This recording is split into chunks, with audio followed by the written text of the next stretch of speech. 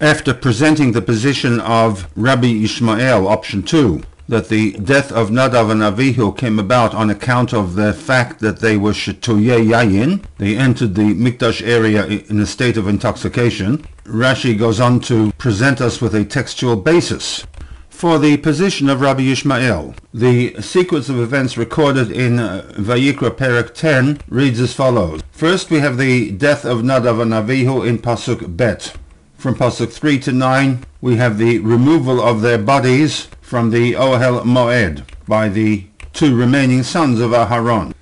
Pasuk 10-11 establishes the prohibition against intoxication during the Avodah, and from Pasuk 12 onwards we have a continuation of the Avodah for the consecration of the Mishkan. What Rashi is referring to is the insertion of this prohibition in the middle of the narrative recording the events of Yom Hashmini, rather than interrupting the narrative with the prohibition. It is to this insertion that Rashi writes Teda.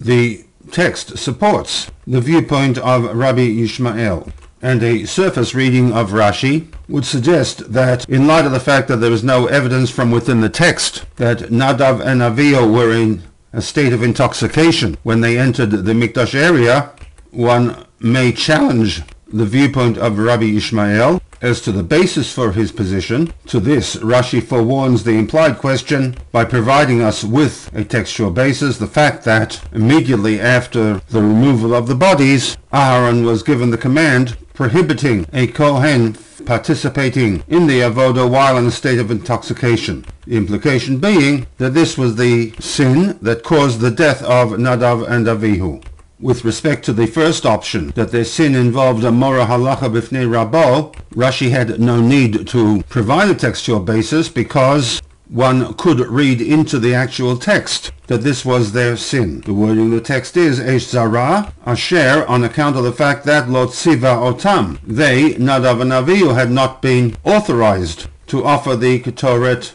offering.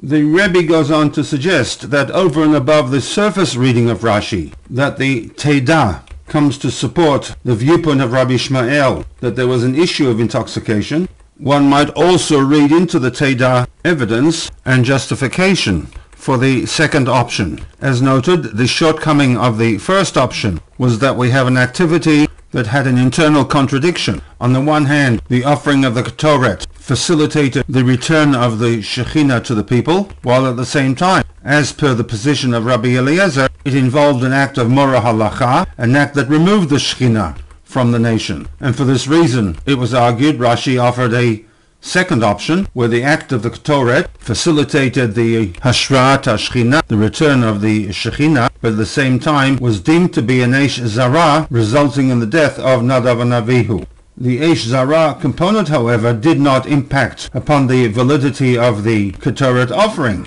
because at the time the prohibition of Shetuyei Yayin had not been formally established, and it is to this aspect that Rashi provides the Teda, the evidence, because the first we hear of such a prohibition is only after the deaths of Nadav and Avihu. In the words of Rashi, Teda, evidence of the fact that there had not been a violation of Torah law on the part of Nadav and Avihu lies in the fact that She'acha mitatan, it was only after their deaths that Hizir Hanotarim, the remaining two brothers, were warned Shlo Yichnesu Shetuyei Yayin LeMikdash, that they must not enter the Mikdash area in a state of intoxication.